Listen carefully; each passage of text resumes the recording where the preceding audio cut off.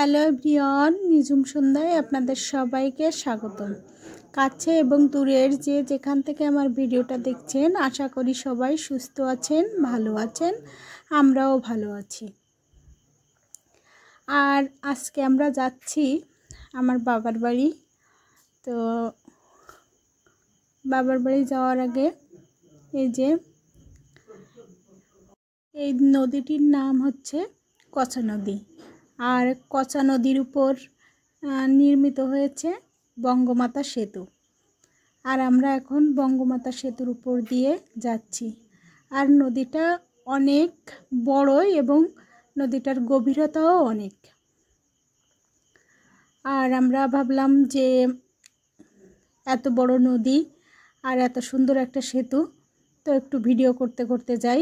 ওই জন্য আমরা যেহেতু সকাল 6টায় বের হয়েছি, আর আস্তে আস্তে প্রচুর ঠান্ডা লেগে গেছে। আমরা কোনো শীতের পোশাক আনিনি। রাস্তায় যে এত শীত সেটা বুঝতে পারিনি। তো গাড়ি চালিয়ে আসার সময় বুঝতে পেরেছি যে এত শীত। এই জন্য আমরা বাগেরহাট বাস স্ট্যান্ডে এসে একটা চায়ের দোকানে দাঁড়িয়ে একটু চা খেয়ে নিচ্ছি। এবং আমরা যখন এসে এখানে পৌঁছেছি তখন একটু একটু রৌদ্রও বের হয়েছে। ওই জন্য ভাবলাম এখানে দাঁড়িয়ে একটু বিশ্রামও নিয়ে নিই আর একটু চাও খেয়ে নিই, তাহলে গাটা একটু গরম হবে। ওই জন্য আমরা এখানে বসে একটু বিশ্রাম নিচ্ছি এবং চাও খাচ্ছি। অনেক সকালে বের হওয়ার কারণে আমরা শীতের পোশাক আনতে ভুলে গেছি। আর আমরা অবশেষে চলে আসলাম আমার বাবার বাড়ি। আর এখন আমি বাবার বাড়ির ভিতরের দিকটায় ঢুকবো।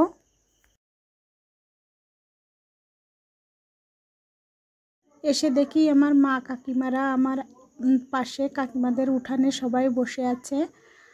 আর আমি এখন যাচ্ছি আমার মায়ের ঘরের দিকে।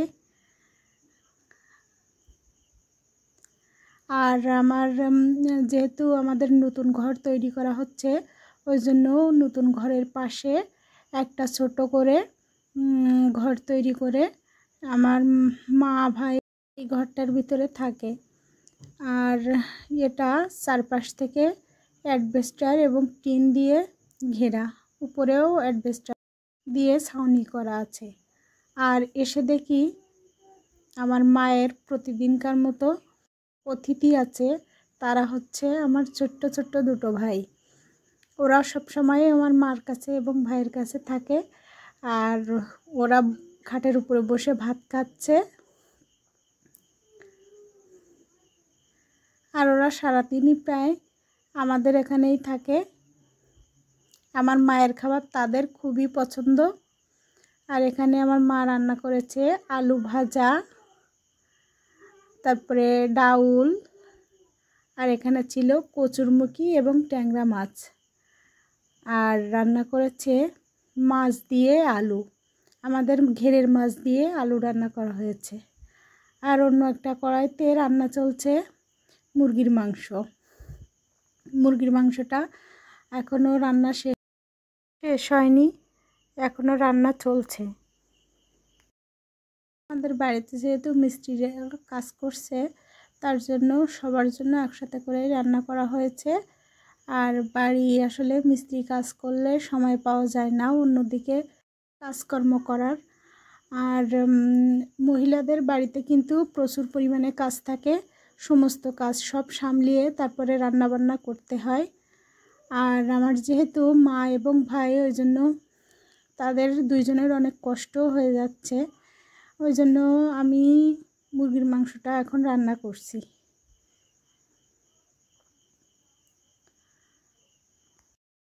আর মাংসটা আমার কষানো হয়ে গেছে। আমার রান্নাটাও একটু পরে হয়ে যাবে। রান্নাটাও আমার রেডি হয়ে গেছে। আর যেহেতু সকাল থেকে মিস্ত্রি কাকুরা একবারই খাওয়া দাওয়া করেন, ওই জন্য রান্নাবান্না একটু দেরি করেই করা হয়। তাদের সকালে নাস্তা পানি দেওয়ার পরে তারপরে রান্নাবান্না করা হয়। আর এখানে চলে আসলাম, আমাদের নতুন ঘর তৈরি করা হচ্ছে, উপরে মিস্ত্রি কাকুরা কাজ করছেন। তো অনেক দূর প্রায় হয়ে গেছে, শুধু ছাদ ঢালাই দিতে বাকি আছে। আর আমি এখন ভিতরের অংশটা ঘুরে ঘুরে দেখাচ্ছি কেমন কাজ চলছে। উপরে ছাদ ঢালাই দেওয়ার জন্য ছাদের উপরে যেসব কার্যক্রমগুলো আছে মিস্ত্রি কাকুরা ওইগুলোই ঠিকঠাক করছে। নিচে থেকে বাঁশ লাগাচ্ছেন এবং উপরে টিনের শিটগুলো পেতে পেতে দিচ্ছে যাতে ঢালাই দেওয়া যায় দ্রুত।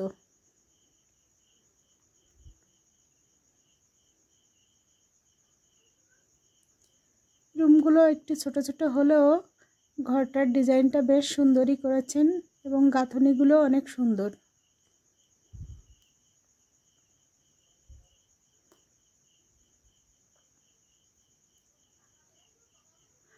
এবার আমি চলে আসলাম পরের দিন সকালবেলায়। আমাদের আসতে যেহেতু একটু দেরি হয়ে গেছিলো ওই জন্য বাড়ির ভিতরের অংশটা ভালোভাবে দেখাতে পারিনি। আর এগুলো আমাদের পুরাতন ঘরটা ভেঙে ফেলার পরে যে ইটগুলো বের হয়েছে এর থেকে কিছু ইটের খোয়া তৈরি করা হয়েছে এবং কিছু ইট রেখে দেওয়া হয়েছে অন্য কোনো কাজে লাগানোর জন্য। আর এই ইটগুলো এখন আমি ভিজিয়ে দেব। আর ইটগুলো আমার ভিজানো শেষ। আমরা এবার যাচ্ছি আমার কাকুদের ধানের ক্ষেতের দিকে। আর এই পুকুরটা আমাদের একসময় প্রচুর পরিমাণে মাছ হতো এই পুকুরে, এখন পরিত্যক্ত অবস্থায় পড়ে আছে। অনেক পানা হয়েছে পুকুরে আর এটা পানা পুকুরে পরিণত হয়ে গেছে। তো যাই হোক, আমরা এখন যাব আমাদের ধানের ক্ষেতের দিকে। আমাদের বাড়ির ভিতর দিয়ে রাস্তা আছে সেখানটায়। আর এই যে পুকুরটা, এই পুকুরটা আমাদের একটা সাজার পুকুর। এখানে এই পুকুরটায় প্রচুর পরিমাণে মাছ হতো আগে, এখনও হয়। আর এই পুকুরটা একেবারে ধানের ক্ষেতের পাশে। আর এই পুকুরটা আমার দাদুদের 5 ভাইয়ের পুকুর। আর এই পুকুরটা অনেক বড় পুকুর। আর এই আশপাশ যে জমিগুলো দেখছেন এই জমিগুলো আমার বাবাদের এবং অন্যান্য জ্যাঠা এবং কাকাদের। এখানে অনেক সবজির চাষও করা হতো আগে, কিন্তু এখন প্রতি বছর প্রায় জল উঠে যায় বৃষ্টির সিজনে, ওই জন্য এখন কিছু লাগানো হয় না এখানে। আগে প্রচুর পরিমাণে সবজির চাষ করা হতো পুকুরের চারপাশ থেকে। আর এখন পুকুরের চারপাশটা ভেঙে যাওয়ার কারণে বৃষ্টির সিজনে এখান দিয়ে বেরোতে গেলেও অনেক কষ্ট হয় আর পুকুরটাও ডুবে যায়। সবাই স্নান করতে এবং হাঁটতে গেলেও অনেক সমস্যা হয় পুকুরের পাড় দিয়ে। ওই জন্য চারপাশের জমিগুলো এইভাবে ফেলানো আছে। আর এখন আমরা যাচ্ছি আমাদের ধানের ক্ষেতের দিকে। আর চারিদিকে সবুজ আর সবুজ, যত দূর চোখ যায় তত দূর সবুজ আর সবুজ। আর এটা হচ্ছে আমাদের ধানের ফসলের মাঠ। আর চারিদিকে আমরা এখন সকালবেলায় আসছি যেহেতু, তো চারিদিকে সবুজ আর সবুজ। আর পুকুর পাড়ে অনেকগুলো খেজুর গাছ হয়েছে। এখানে কিন্তু শুধু খেজুর গাছ না, এখানে আরও অনেক রকমের গাছ ছিল আগে, কিন্তু প্রতি বছর জল ওঠার কারণে গাছগুলো মারা গেছে। আর শুধু খেজুর গাছগুলো এখানে রয়ে গেছে। আর আমরা এবার চলে আসলাম ধানের ক্ষেতে। ধানের ক্ষেতে সকালবেলায় শিশির ভেজা, অনেক সুন্দর দেখতে ধানগুলো লাগছে। আমি ধানের উপর দিয়ে যে শিশিরগুলো পড়েছে ওর উপর দিয়ে হাত বুলিয়ে দিচ্ছিলাম, আর অনেক ভালো লাগছিল। ধানের পাতার উপর দিয়ে শিশির বিন্দু, অনেক সুন্দর একটা দৃশ্য। চারিদিকে শুধু সবুজ আর সবুজ, যত দূর চোখ যায় শুধু সবুজ মাঠ, ধানের ফসলের মাঠ। আর এখানে কিন্তু অন্য সময় সরিষার চাষও করা হয়। আর এই সিজনটায় এখানে গরমের ধানের আবাদ করা হয়। এবার আমরা চলে যাব, আমার ভাই একটা ছোট্ট পুকুর কেটে তার চারপাশ থেকে সবজির চাষ করার চেষ্টা করেছে সেখানে। আর আমরা এবার চলে আসলাম সেই পুকুর পাড়টার দিকে। আর এখানে আমার ভাই লাগিয়েছে লাউয়ের গাছ, তারপরে পুঁই শাকের গাছ, কচুর গাছ এবং বিট কপির গাছ, পালং শাক, অনেক রকম ফসলই লাগিয়েছে। আর এই ছোট্ট পুকুরটার চারপাশ থেকে কলা গাছ লাগিয়ে দিয়েছে। এখানে টমেটোও আছে, টুকটাক সে অনেক রকম সবজি করেছে।